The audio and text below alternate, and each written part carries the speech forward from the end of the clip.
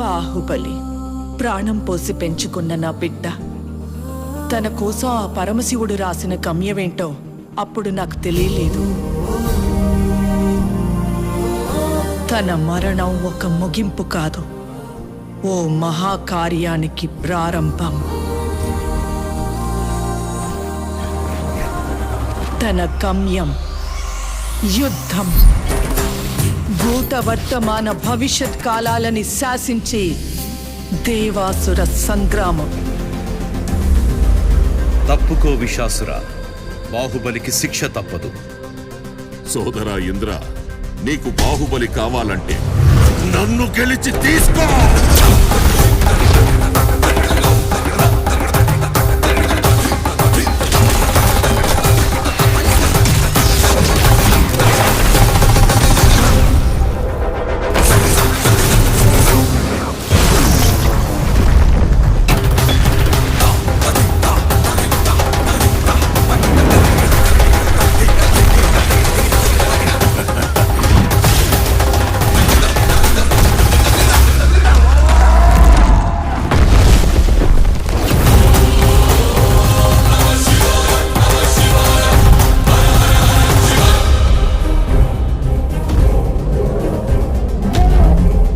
బాహుబలిని ఎవరు కాపాడతారు ఇప్పుడు?